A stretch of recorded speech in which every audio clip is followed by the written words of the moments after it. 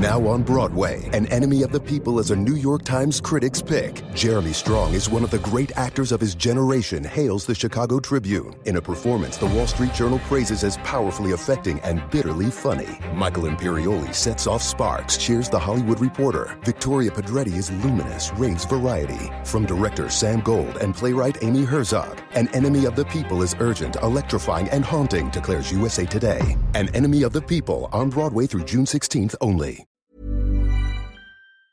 On today's Smart 7, Rishi pledges to crank up defence spending, a tragedy in the Channel after Rwanda bill passes, and much more. It's Wednesday, 24th of April. It's International Guide Dog Day, and happy birthday, Kelly Clarkson. The Smart 7. It's news, but not the news.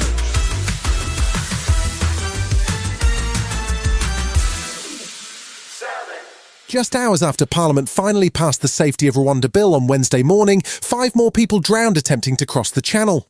Humanitarian groups, including the Refugee Council, called for more safe routes to be open for those seeking asylum. Speaking in Poland, Prime Minister Rishi Sunak said the tragic deaths just showed why the plan to send people to Rwanda is so important. Labour's Shadow Home Secretary Yvette Cooper says the scheme is doomed to failure. This is an extortionately expensive gimmick, and it's costing us around over £500 million for just 300 people. It's less than 1% of asylum seekers, and there's no plan. Even with the bill now law, it's not clear how quickly or how many flights might be sent to Rwanda. In fact, it's not even clear what aircraft the government intends to use. Minister for Illegal Migration Michael Tomlinson says that the government is deliberately holding back its plan. There are those who are determined that this policy is going to fail. There are those who are determined to stop this policy. There'll be legal challenges. We're determined to stop the boats. So the more detail I give you is the more ammunition for those who don't want this policy to succeed. Prime Minister Rishi Sunak is in the middle of his week of action, intended to impress the voting public with his dynamism and turn around the polls before the local elections. Tuesday's task entailed a quick dash to Poland, where he spoke to Ukrainian President Zelensky and also held a press conference with Polish PM Donald Tusk and NATO Secretary-General Jens Stoltenberg. Rishi says the UK is fully behind NATO and committed to continuing support for Ukraine. We've entered a period in history in which competition between countries has sharpened profoundly. An axis of authoritarian states with different values to ours are increasingly assertive. The UK announced a new aid package worth £500 million, including vehicles, weapons and 4 million rounds of ammunition. Rishi also says defence spending will rise to 2.5% of GDP by 2030, which would mean a defence budget of £87 billion, with £3 billion a year committed to Ukraine for as long as required. NATO's Jens Stoltenberg says that it makes sense for NATO and the UK to support Ukraine now. By providing support to Ukraine, we help them to destroy Russian combat capabilities that could potentially be a threat against us. Support Ukraine is not charity. Support Ukraine is an investment in our own security, and the alternative is more expensive.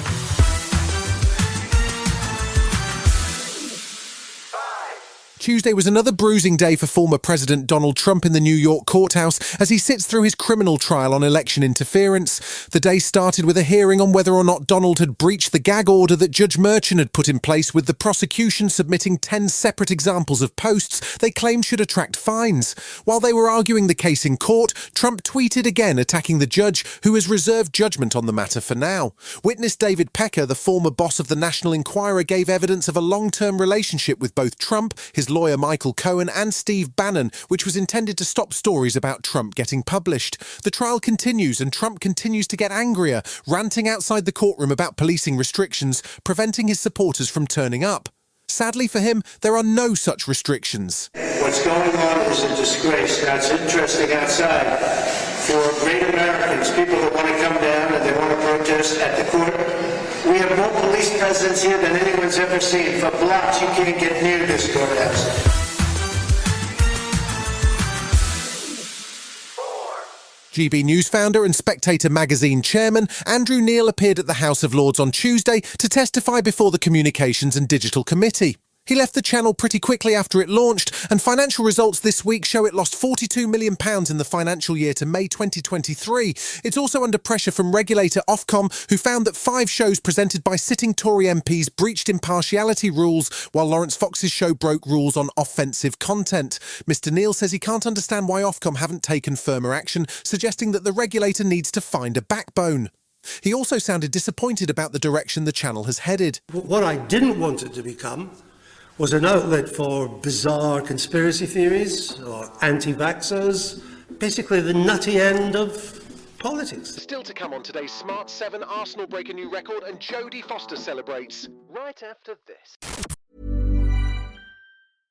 Now on Broadway, An Enemy of the People is a New York Times Critics' Pick. Jeremy Strong is one of the great actors of his generation, hails the Chicago Tribune. In a performance the Wall Street Journal praises as powerfully affecting and bitterly funny. Michael Imperioli sets off sparks, cheers the Hollywood Reporter. Victoria Pedretti is luminous, raves variety. From director Sam Gold and playwright Amy Herzog, An Enemy of the People is urgent, electrifying, and haunting, declares USA Today. An Enemy of the People, on Broadway through June 16th only. Welcome back.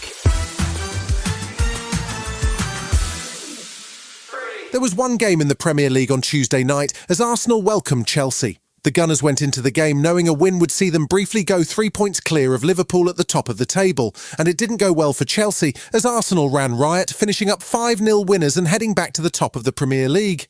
Mikel Arteta was happy with his team's biggest ever win over the Blues. Well, very happy, first of all, with the win, with the amount of chances and goals that we scored, and for the clean sheet as well, that it shows, again, the consistency of the team.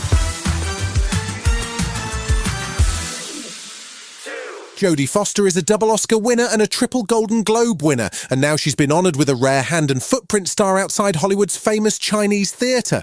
The ceremony took place on the same day as the 10th anniversary of her marriage to wife Alexander Hedison, who she paid tribute to and thanked her for the life they have together. Foster had focused on directing for a number of years, but returned to acting in 2021, winning a Golden Globe for The Mauritanian, and she's also won critical acclaim for her starring role in True Detective Night Country. She says she's been surprised by how much she's enjoying it. Turning 60 has been this really strange discovery, which is I'm happier than I've ever been, and I feel like the work that I'm doing is more satisfying than ever because it's more about bringing my experience to the table and watching other people's young careers and being the voice behind them saying, like, it's okay, don't worry, it's all going to be fine.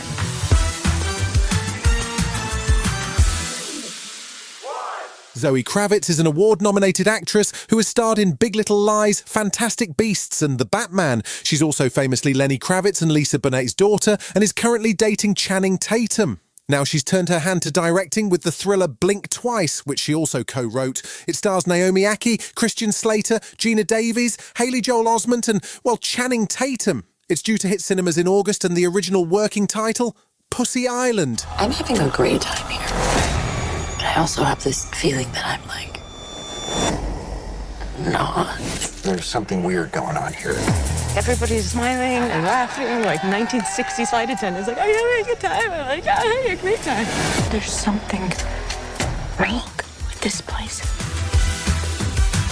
You've been listening to The Smart 7. We'll be back tomorrow at 7 a.m. Hit that follow button and have a great day. Give us 7 minutes, we'll give you the world. Now on Broadway, An Enemy of the People is a New York Times Critics' Pick. Jeremy Strong is one of the great actors of his generation, hails the Chicago Tribune. In a performance the Wall Street Journal praises as powerfully affecting and bitterly funny. Michael Imperioli sets off sparks, cheers the Hollywood Reporter. Victoria Pedretti is luminous, raves variety. From director Sam Gold and playwright Amy Herzog, An Enemy of the People is urgent, electrifying, and haunting, declares USA Today. An Enemy of the People, on Broadway through June 16th only.